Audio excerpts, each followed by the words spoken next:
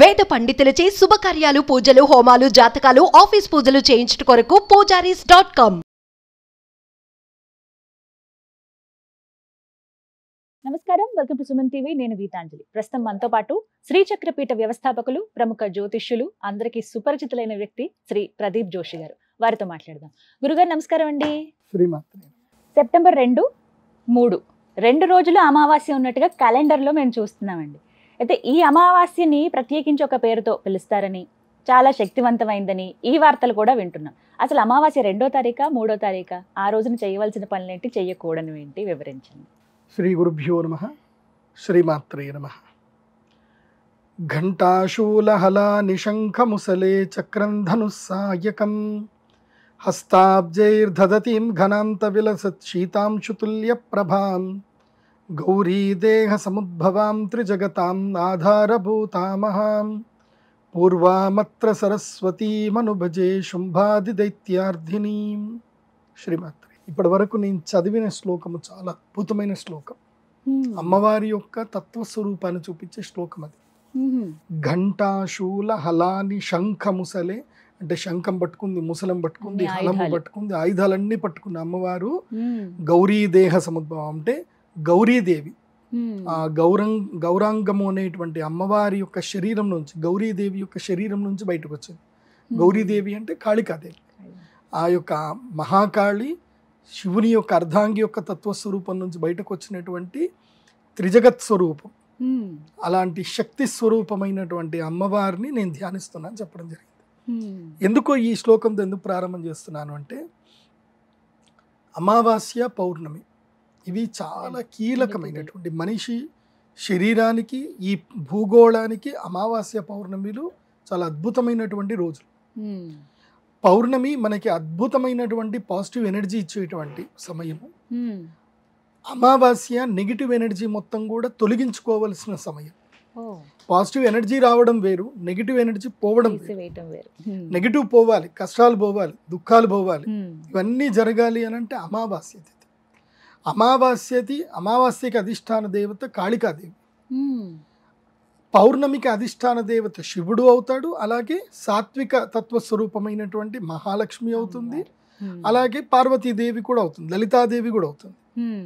సాత్వికము తామసికం రెండూ ఉంటాయి. ఇప్పుడు మనకి జీవితంలో సాత్వికం ఎంత అవసరమో తామసికం కూడా అంతే అవసరం. మనకి 8:8 రేషియోలో మనం ఎప్పుడు కూడా మన డేని క్యాలిక్యులేట్ చేసుకోవాలి. 8 అంటే ఒక 8 గంటలు మనము తామసిక నేచర్లో ఉంటాం, అంటే పడుకుంటాం. పడుకోవడము, నిత్య కర్మలు చేసుకోవడం, ఇవన్నీ కూడా తామసిక నేచర్. 8 గంటలు సాత్విక నేచర్లో ఉంటాం. సాత్విక నేచర్ అంటే ఏమిటి? ఏమైనా పుస్తకాలు చదువుకోవడం, ఎవరితో మాట్లాడడం, మన యొక్క కర్మను చేయడము, ఇవన్నీ కూడా సాత్విక నేచర్లో వస్తాయి. దైవారాధన చేయడము. ఇంకొక 8 గంటలు రాజసిక నేచర్లో వస్తాయి. అంటే ఎవరి మీదనో కోప్పడ్డము, లేకపోతే అనవసరమైన విషయాలన్నీ చర్చించడము, అనవసర విషయాలు ఎక్కువగా చూడడము, సో జీవితం గురించి పరికల్పన చేసుకోవడం, ఇవన్నీ కూడా వస్తాయి. ఇవి ప్రతి ఒక్కరికి ప్రతి జీవితంలో కూడా 8 గంటలు ఉంటాయి. ఎట్లాగైతే జీవితంలో ఎలాగైతే ఉంటుందో ఒక నెల రోజులు కూడా ఇలాగే 8 రోజులు. యాక్చువల్ వాస్తవంగా చెప్పాలంటే 9 రోజులు, 27 రోజులు. 27 రోజులు 8 రోజులు తీసేస్తే 8 అంటే 24 రోజులు తీసేస్తే 1.5 రోజు ఉంటుంది. 1.5 రోజేమో పౌర్ణమికి, అంటే ముందు వెనక సంధికాలము 1.5 రోజులో అర రోజు తీసుకుందాం. అర రోజు 12 గంటలు, 6 గంటలు సంధికాలం వెళ్ళిపోతుంది. మిగతా 24 గంటలు పౌర్ణమి తిథికి వస్తుంది. అట్లాగే అమావాస్య తిథికి కూడా పరివ్యాప్తం అనేది వస్తుంది. నేను ఎందుకు ఇవన్నీ మీకు చెప్తున్నానంటే, అమావాస్య 2వ తారీఖా 3వ తారీఖు అని మీకు కన్ఫ్యూజన్ ఉంది కదా. ఇవి అమావాస్య పౌర్ణమి ఎందుకోసమనంటే చంద్రుని యొక్క ఆధారం చేసుకొని ఈ తిథులు అనేటివి వస్తాయి. చంద్రుడే లేకపోతే మనకు తిథులు ఎట్లా తెలుస్తాయి? తెలియదు. సూర్యుడి యొక్క వెలుగు చంద్రుడి మీద పడ్డప్పుడు, ఇక్కడ ఇప్పుడు ఉదాహరణకి మీరు కెమెరా చూస్తున్నారు, ఇది చంద్రుడి యొక్క తెల్లటి భాగం. సో ఇటువైపు చంద్రుడు ఉన్నాడు, ఇక్కడ సూర్యుడు ఉన్నాడు. సో ఇప్పుడు ఇక్కడ మీకు చంద్రుడు కనపడ్డు. ఇప్పుడు నా అరచేతి మీకు కనిపించట్లా. ఎందుకోసం అంటే సూర్యుడు వెలుగు ఇక్కడ పడుతుంది. సో ఇక్కడ చంద్రుడు మీకు కనబడట్లేదు అంటే ఇది 0 డిగ్రీస్. 0 డిగ్రీలో చంద్రుడు అంటే సూర్యుడు చంద్రుడు ఇద్దరు కూడా ఒకే కక్షలో అంటే ఒకే డిగ్రీలో దగ్గర ఉన్నప్పుడు చంద్రుడు మనకి కనబడ్డు. ఎందుకోసమంటే చంద్రుడు స్వయం ప్రకాశకుడు కాడు. సూర్యుడి యొక్క వెలుగు చంద్రుడి మీద పడ్డప్పుడు మాత్రమే చంద్రుడు మన కంటికి కనబడతాడు. సో డైరెక్ట్గా 0 degreesలో ఇద్దరు ఉన్నప్పుడు ఏం జరుగుతుంది, చంద్రుడు మన కంటికి కనబడ్డు కాబట్టి దాన్ని అమావాస్య అంటారు. అమావాస్య ఎప్పుడైనా సరే ప్రారంభం చాలా ముఖ్యం. అమావాస్య ప్రారంభం ముఖ్యము. అది కాకుండా అమావాస్యకి రాత్రి పరివ్యాప్తం ముఖ్యం. రాత్రి పరివ్యాప్తం అంటే రాత్రిపూట అమావాస్య ఉండాలి. ఎందుకోసం అంటే అమావాస్య రోజు చేసేటివి ఏంటంటే ఒకటి పితృతర్పణాలు చేస్తారు. పితృతర్పణాలు ఏంటి, సూర్యోదయ కాలానికి అమావాస్య ఉన్నప్పుడు పితృతర్పణాలు కూడా అప్పుడే చేయాలి తిథి పరివ్యాప్తంగా. కానీ కొన్ని పూజలు ఉంటాయి, ఏవి దుష్ట శక్తుల నుంచి మనల్ని మనం కాపాడుకోవడానికి చేయవలసిన కొన్ని అనుష్ఠానాలు ఉంటాయి. అందులోపల చాలా విశేషమైనటువంటివి దశమహావిద్యలు. ఆ దశమహావిద్యల్లో 4 దేవతలు సాత్విక దేవతలు అయితే గనక మిగతా 6 దేవతలు కూడా మొత్తం కూడా తామసిక దేవతలు. అందులోపల 3 ఇద్దరేమో శుద్ధ సత్వ దేవతలు, ఇద్దరేమో రాజసిక దేవతలు, 6 దేవతలు తామసిక దేవతలు.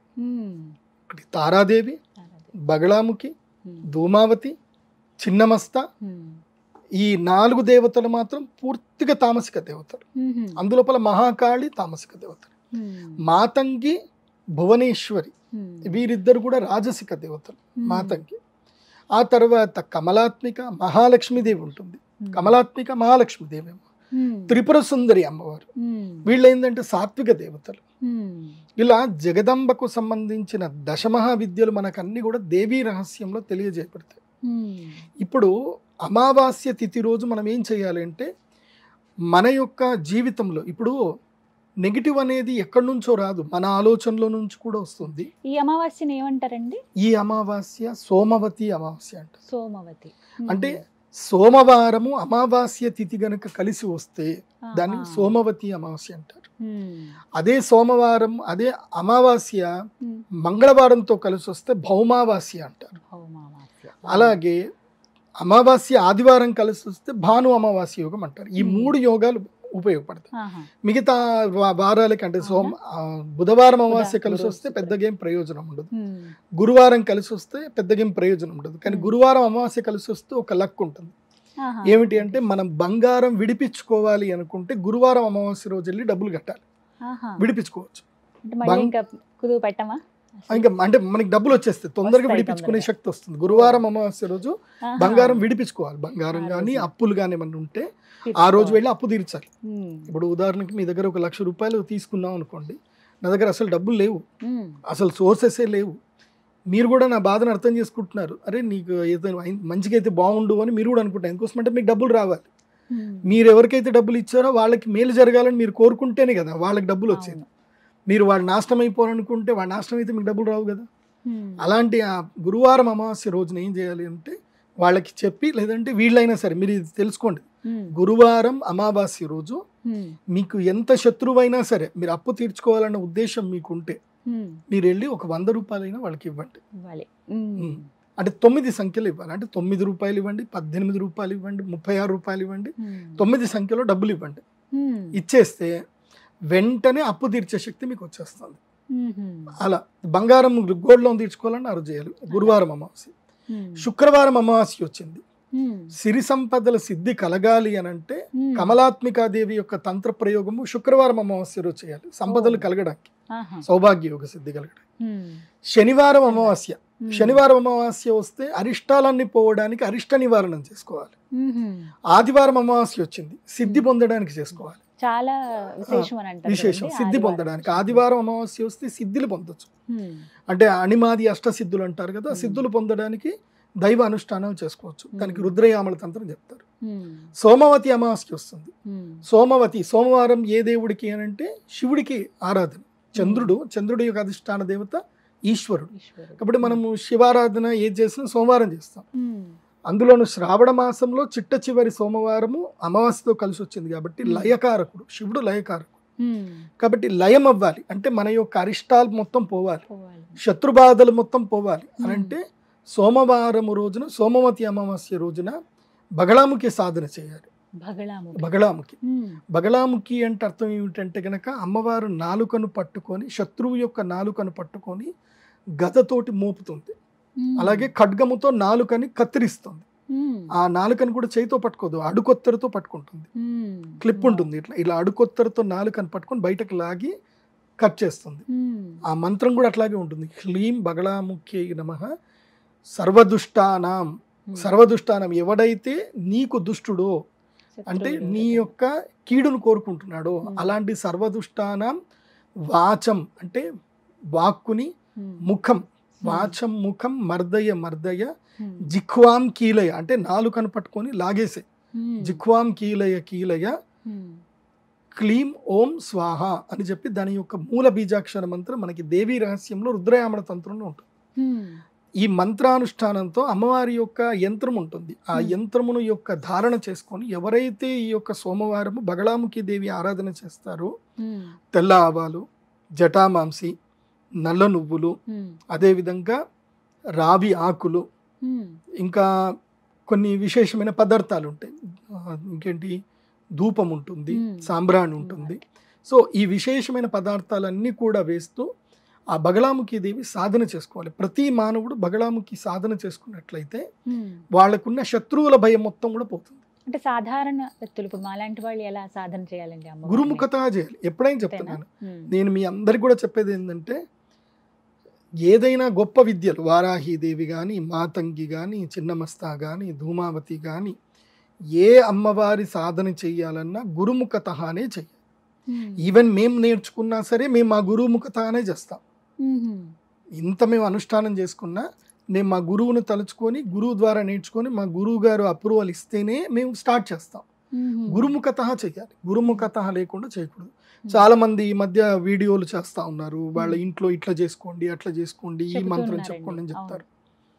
అది ఒక్కొక్క విచక్షణ. ఎందుకోసమంటే సంస్కృతంలో అద్భుతమైన పదజాలం ఉంటుంది. ఎంత బీజాక్షరాలు కదా. ఆ బీజాక్షర మంత్రంలో ఒక్క బీజాక్షర మంత్రం తప్పుపోయిన, ఇప్పుడు పూర్వకాలము ఒక మహా వ్యక్తి దేవి సప్తశతి పాఠం చేస్తున్నాడు. ఆ పాఠం చేస్తున్నప్పుడు భార్యాం రక్షతు భైరవి అనాలి. సంస్కృతంలో రా ఇలా రాస్తారు, భా కూడా అలాగే ఉండి కొంచెం ఇలా వస్తుంది. సో దాంట్లో ఏమైంది, రా కాస్త ఒక నీటి చుక్కబడి భా అయింది. సో అతనేమన్నాడు, అతనికి సంస్కృతం రాదు, పుస్తకం చూసి చదవడం స్టార్ట్ చేశాడు. సిద్ధి అయితే అవుతుంది కదా. దైవారాధన తెలిసి చేసినా తెలియకపోయినా దైవారాధన ఎప్పుడు కూడా ఫలితాన్ని ఇస్తుంది, ఆరాధన ఫలితం ఇస్తుంది. ఇప్పుడు దీపం మనకు తెలిసి ముట్టినా తెలియక ముట్టినా కాలుతుంది. అలాగే దైవారాధనకి దైవ మంత్రం మనకు తెలిసి చదివినా తెలియకపోయినా సిద్ధ అయితే కలుగుతుంది. కాకపోతే నువ్వేం చదువుతుంది అది సిద్ధ అవుతుంది. సో అతను ఏం చేశాడు, భార్య భక్షతు భైరవి అన్నాడు. అతను పెళ్లి చేసుకునే నెక్స్ట్ డే వాడు భార్య చనిపోతుంది. ఎందుకు, భక్షతు అంటే తినమని చెప్తున్నాడు. సో ఆ మంత్రార్థం తెలియదు కదా. అసలు భక్షతు అంటే అర్థం ఏంటి, రక్షతు అంటే అర్థం ఏంటో తెలియనప్పుడు వేస్ట్ కదా. అలాగే బీజాక్షరం లోపల సత్వ బీజాక్షరాలు ఉంటాయి, రాజసిక బీజాక్షరాలు ఉంటాయి. గురువుకి తెలుస్తుంది అవన్నీ కూడా. అండ్ గురువు అనేటువంటి వాడు రక్షించేటువంటి వాడు. గురువుని అడ్డంగా పెట్టుకొని మీరు ఏదైనా సాధన చేయండి, గురువు మిమ్మల్ని కాపాడతాడు. శాస్త్రంలో ఏం ప్రమాణం ఉంటుంది అని అంటే, రాజా రాష్ట్రకృతం పాపం. రాష్ట్రకృతం అంటే ప్రజలు ఏదైనా తప్పు చేస్తే అది రాజుకు వర్తిస్తుంది. ఎందుకోసం అంటే రాజునే తిడతారు తప్ప తిట్టరు. ఇప్పుడు ఏదో ఒక రాష్ట్రంలో ఒక సంఘటన జరిగింది, ముఖ్యమంత్రినే తిడతారు అందరూ. అసలు ముఖ్యమంత్రి వెళ్ళి పని చేయమని చెప్పాడా, వాడిని తప్పు చేయమని చెప్పాడా, లేదంటే ముఖ్యమంత్రి పోయి ప్రతి ఇంట్లో వెళ్ళి కూర్చుంటాడా తప్పు చేయకుండా. కానీ ముఖ్యమంత్రికి చెడ్డ పేరు వస్తుంది. అట్లాగే రాజా రాష్ట్రకృతం పాపం రాజపాపం పురోహిత. రాజు తప్పు చేశాడు, అది పురోహితుడికి వెళ్తుంది. అంటే రాజుని ముఖ్యమంత్రికి సలహాలు సూచనలు ఇవ్వాల్సిన వాడు ఎవరైతే, ఇప్పుడు చీఫ్ సెక్రటరీ అంటారు కదా, చీఫ్ సెక్రటరీ అంటే రాజపురోహితుడు. ఒకప్పుడు చీఫ్ సెక్రటరీ పురోహితులు ఉండేవాళ్ళు. సో రాజపురోహితుడికి వెళ్ళేది. సో రాజు తప్పు చేస్తే రాజపురోహితుడికి పాపం వెళ్ళేది. అలాగే భర్తాచ స్త్రీకృతం పాపం. భర్త తప్పు స్త్రీ తప్పు చేస్తే అది భర్తకి వెళ్తుంది, భర్త తప్పు చేస్తే అది స్త్రీకి వెళ్తుంది. సో భార్యాభర్తలు ఇద్దరు అన్యోన్యంగా ఉండి ఒకరు తప్పులు ఒకరు చేసుకోకుండా ఇద్దరు జాగ్రత్త పడాలి. స్త్రీ తప్పు చేస్తే భర్తని తిడతారు, నీ భార్యను కంట్రోల్లో పెట్టుకుని నువ్వేంద్రా అని అంటారు. అదే మొగుడు తప్పు చేస్తే నీ మొగుడు నువ్వు కంట్రోల్ పెట్టుకోవాలి అని ఆడదాన్ని తిడతారు. సో భర్తాచ స్త్రీకృతం పాపం శిష్య పాపం గురువు రచయిత. శిష్యుడు తప్పు చేశాడు అనుకోండి, గురువుకి వెళ్ళిపోతుంది. కాబట్టి గురువు అనేటువంటి వాడు శిష్యులను తప్పు చేయకుండా చూసుకోవాలి. ఉదాహరణకి సుమన్ టీవీలో ఎంతో మంది మన ఛానల్ చూస్తూ ఉన్నారు, సో వాళ్ళందరికీ తెలుసో తెలియకనో ఎవరో వేరే ఛానల్ చూస్తూనే ఉంటారు.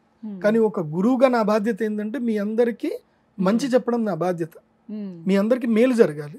మీరు ఎవరో ఏదో చెప్పారని చెప్పి హడావిడిగా చేసుకొని దానివల్ల ఏమైపోతుందంటే దైవానికి విపత్తు ఆపాదింపబడుతుంది. మేము పూజ చేసాం గురువు గారు మాకు ఎందుకో నష్టమైపోయింది అని దేవుణ్ణి తిడతారు. అలా తిట్టి మేము మతం మారుతా ఉండట. అది మీ విచక్షణకి. దైవము అనేటువంటిది మనకి ఎలాంటి ఫలితం ఇస్తుందంటే దీపం లాంటిది. నువ్వు దీపాన్ని చక్కగా పెట్టుకున్నావు అనుకో, ఆ దీపం నుంచి నువ్వు వంట వెలిగించుకోవచ్చు, ఇల్లు కాల్చుకోవచ్చు, రెండు చేయొచ్చు. నువ్వు ఎలా వాడుకుంటున్నావు అనేది ముఖ్యం. దైవం అగ్నితో సమానం. ఇప్పుడు గురుముఖంగా ఈ మంత్రాలు పఠించలేని వాళ్ళు, తెలియని వాళ్ళు ఏం అక్కర్లే, మామూలుగా పఠించుకునే మంత్రం ఏదన్నా ఉందా? ధ్యానం చేసుకుంటే చాలు. బగలాముఖి అమ్మవారిని ధ్యానం చేసుకుంటే చాలు. ఎందుకోసం అంటే అమ్మవారు మనోన్మణి అని అమ్మవారికి పేరు. లలితా సహస్రనామం చెప్తారు, అంతర్ముఖ సమారాధ్య బహిర్ముఖ సుదుర్లభ. సో అంతర్ముఖంగా సమారాధన చేయవచ్చు. నీకు ఏ మంత్రం తెలియాల్సిన అవసరం లేదు. నమంత్రం నో యంత్రం తదపి చ నజానే స్తుతి కథాః నచాహ్వానం ధ్యానం అని చెప్పేసి మనకి ఆది శంకరాచార్యులు అపరాధ క్షమాపణ స్తోత్రం చెప్పారు. అక్కడ చెప్పారు మనం మూఢభక్తితోటి పూజ చేసుకోవాలి. కాకపోతే ఏంటంటే మనము ఏదో అయ్యగారు బాగా తెలిసినట్టు పెద్ద బొట్లు పెట్టేసుకొని రుద్రాక్షమాలు వేసుకొని ఓం వింపట్ ఓహు అనుకుంటూ మనం చేస్తే ఈ ఎక్కడ పడాలో అడబడుతుంది. అదే ప్రశాంతంగా ధ్యానం చేస్తూ నీ శత్రువుకి కూడా నువ్వు మేలు జరగాలని కోరుకుంటూ, శత్రువు వల్ల నాకు మాత్రం బాధ జరగకుండా చూడు తల్లి, వీలైతే ఆ శత్రువుకి నన్ను పీడించకుండా వాడికి ఇంకా సంపదలే, నా మీద వాడికి దృష్టి పడకూడదు, వాడికి ఇంకా సంపదలే తల్లి, వాడు బాగుండాలి, వాడు బాగుంటే నా జోలికి రాడు కదా. అలా మనం అమ్మవారిని ప్రార్థిద్దాం అనుకోండి, బాగుంటుంది. ఇప్పుడు ఉదాహరణకి నాకెవరైనా శత్రువులు నన్ను ఇబ్బంది పెడుతున్నాను అనుకోండి, నేను అమ్మవారిని ఏం ప్రార్థన చేస్తా అంటే వాడిని నాశనం చేయమని ప్రార్థన చేయను. అమ్మ వాడికి ఏదో ఎక్కడో తక్కువైంది, ఆ తక్కువైంది కాబట్టి నా మీద పడి ఏడుస్తున్నాడు, వాడికి ఏదో ఆ తక్కువ ఏదో కాకుండా చూడు తల్లి, వాడికి కూడా కడుపు నిండి అన్నం పెట్టు తల్లి, వాడు నా జోలికి రాడు అని నేను కోరుకుంటాను. ఇది సత్వంగా కోరుకోవడం.